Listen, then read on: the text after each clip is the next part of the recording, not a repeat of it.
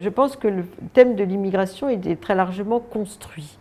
Il est construit à des fins politiques pour créer un bouc émissaire quand les choses ne vont pas. Donc on a des montées de l'intolérance à l'égard de l'autre dans les périodes de crise.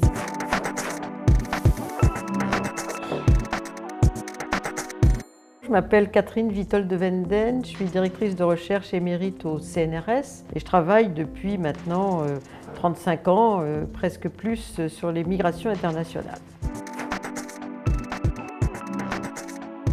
La définition internationale du migrant, c'est celle des Nations Unies. C'est quelqu'un qui est né dans un pays, qui vit dans un autre pays que celui où il est né, pour une durée égale ou supérieure à 1 an. Le touriste n'est pas un migrant et beaucoup de gens qui sont des visiteurs de courte durée ne sont pas des migrants. Donc ça, c'est une définition universelle. Le migrant, on a tendance à considérer que c'est plutôt la migration économique et la migration de regroupement familial ou d'étudiants. Ce sont des migrants volontaires, ceux-là. Alors que le réfugié, c'est un migrant forcé par la situation dans son pays d'origine. Au début du XXe siècle, on avait 5% de migrants internationaux. Aujourd'hui, on en a 3,5%. Donc il y avait beaucoup plus de migrants. C'était surtout des Européens, une immigration surtout blanche, qui venait peupler des terres vides pour l'essentiel. Donc une immigration de peuplement, avec peu d'espoir de retourner chez eux.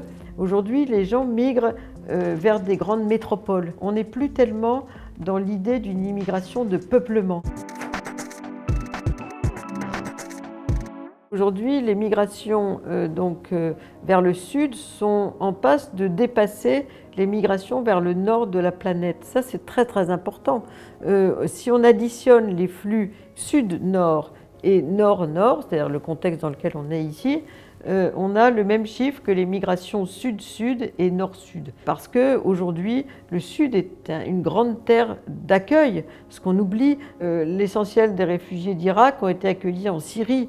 D'autre part, la migration de travail est une migration régionalisée dans des systèmes migratoires régionaux. L'essentiel des migrations en Afrique, ce sont des Africains, 26 millions de migrants africains en Afrique. La migration est beaucoup plus répartie aujourd'hui dans le monde, sur les différents continents. Ces causes, elles sont structurelles. C'est-à-dire qu'elles correspondent à des tendances de fond du monde d'aujourd'hui.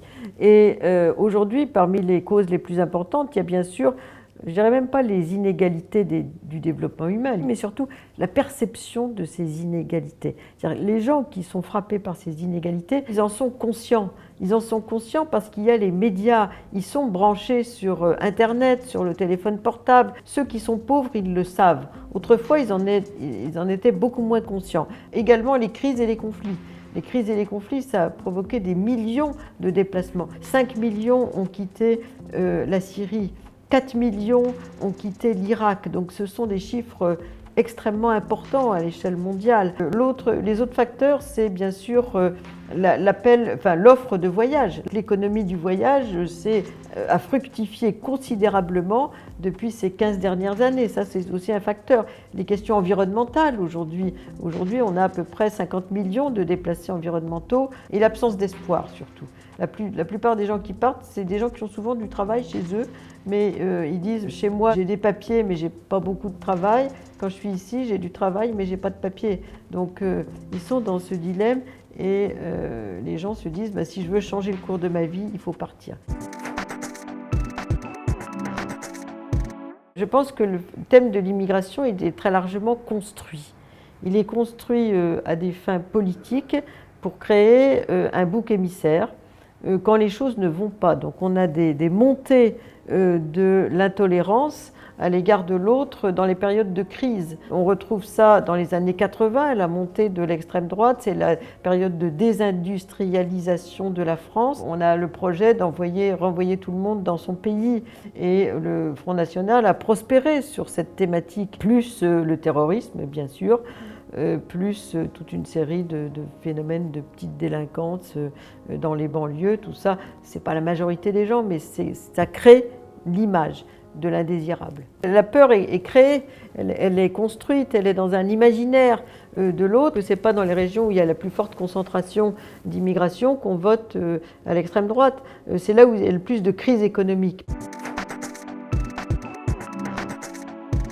On est dans un contexte de mensonges, et on entretient le migrant dans une très grande précarité, notamment en les laissant des années comme sans-papiers, par exemple. Souvent, on laisse dans la rue des mineurs isolés non accompagnés, alors que légalement, ils devraient être logés, éduqués, pour dissuader de nouveaux potentiels arrivants de venir.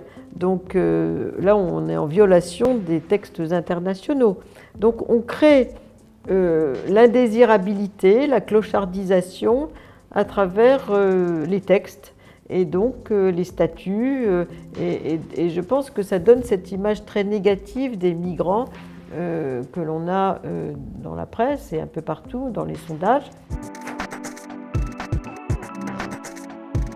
La plupart des migrants sont des travailleurs en âge de travailler. Ils arrivent vers l'âge de 20 ans. Le coût de l'éducation, le coût de la santé et de la prise en charge du jeune enfant n'a pas été supporté par le pays d'accueil. Donc déjà, là, c'est une économie. Et ensuite, beaucoup repartent volontairement, sans politique de retour, pour une partie de leur retraite ou pour toute leur retraite dans le pays d'origine. Donc on n'a pas à payer le très grand âge. Donc économiquement, c'est tout à fait intéressant. De plus, les migrants contribuent à la croissance de la population des pays d'accueil. L'Europe serait en déclin démographique, ou les États-Unis, s'il n'y avait pas d'immigration. En plus de ça, ces migrants sont consommateurs, surtout s'ils sont en situation légale. Donc consommateurs, ils payent des impôts. Donc effectivement, c'est un bénéfice pour le pays d'accueil et puis aussi pour le pays de départ parce qu'ils envoient de l'argent. Tous ces phénomènes font que le migrant rapporte pour lui, pour le pays de départ et pour le pays d'accueil. On préfère taire, si j'ose dire, ce phénomène et rester sur le sécuritaire parce que l'idée est que l'immigration est mal acceptée.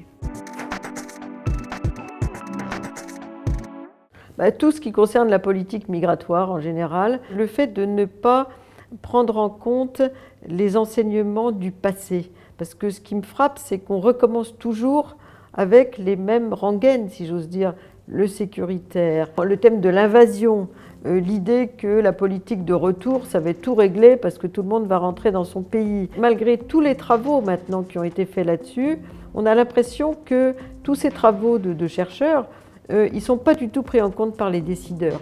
Et ça, c'est révoltant parce qu'ils regardent surtout les sondages, la montée de l'extrême droite, et donc ils sont enracinés dans le sécuritaire qui coûte très cher et qui, en termes de résultats, ne donne rien. Les parcours d'intégration, parce qu'il y a quand même, malgré tout ce qu'on dit, la plupart des migrants et de ceux qui sont issus de l'immigration, surtout, finissent par s'intégrer. Donc l'intégration fonctionne, quoi qu'on en dise. Aujourd'hui, on a un profil de migrants qui est de plus en plus urbain, éduqué, scolarisé.